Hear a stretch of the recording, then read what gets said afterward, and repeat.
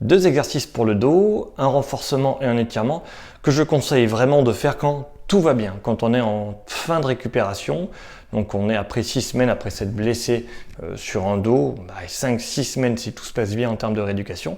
Et par contre si on est chronique, on peut le faire en absence de gêne et de douleur. Mais attention, on ne peut faire ça que lorsqu'on a d'abord regagné de la souplesse en rotation. Je vous invite à regarder la playlist où tout est expliqué. Voilà, prenez les vidéos point par point, vous allez tout comprendre sur le dos.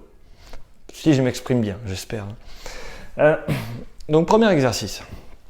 Exercice simple, un étirement pour les personnes chroniques qui ont mal depuis longtemps, en absence de douleur. Et attention, prenez le temps d'apprécier pour voir si l'exercice est bénéfique pour vous ou pas.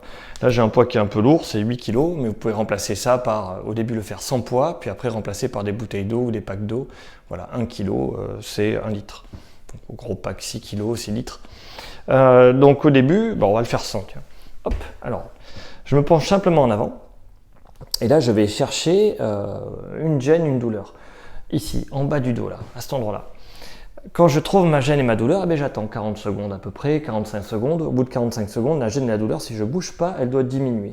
Ou alors, j'ai la même gêne et la même douleur, mais je descends plus bas. C'est-à-dire que mon dos s'assouplit et que l'étirement va être positif. Une fois que là, j'ai réussi à baisser et que je sens que c'est positif pour moi, qu'est-ce que je fais? Hop, je vais vous le montrer ici.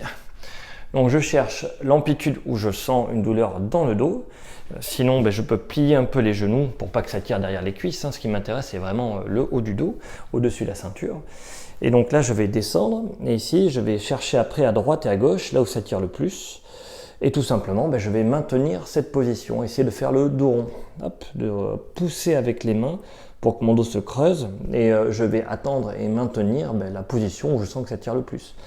Comment je sais que c'est positif? C'est que au bout de 45 secondes, encore une fois, la douleur diminue.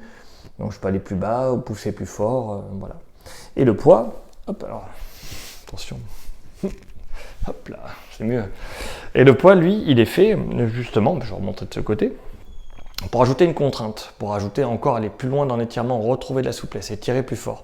Donc prenez un poids plus léger au début, vraiment prenez le temps d'apprécier si l'étirement est positif ou pas.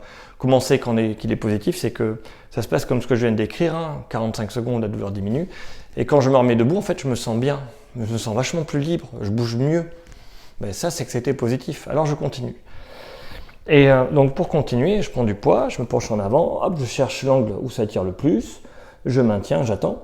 Et pour augmenter la pression avec le poids met une pression naturelle, mais je peux encore augmenter cette pression en simplement tendant les mains un peu devant. Et là, ça va tirer vraiment fort sur le dos. Et donc, si ça a été positif jusque-là, ça va continuer à être positif.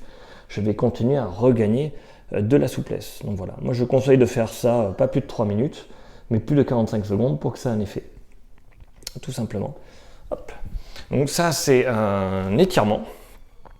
Et maintenant, le renforcement, c'est exactement le même mouvement, mais en dynamique. C'est ici, c'est je descends dans l'axe, hop, et je remonte.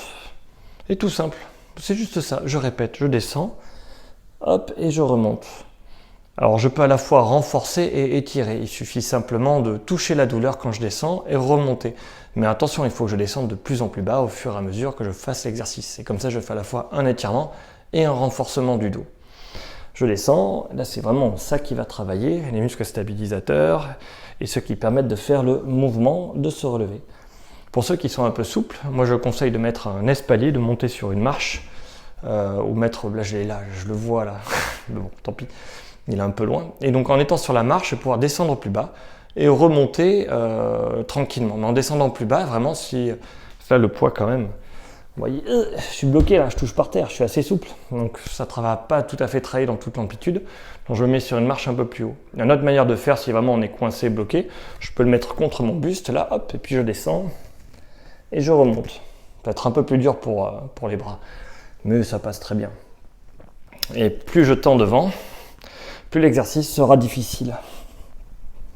Et plus je garde dans l'axe, plus ce sera facile. Attention au début, commencez vraiment avec très peu de poids, parce qu'on peut se blesser en se penchant en avant, c'est la blessure la plus classique qu'on a sur le dos. Donc il faut récupérer une amplitude normale après une blessure.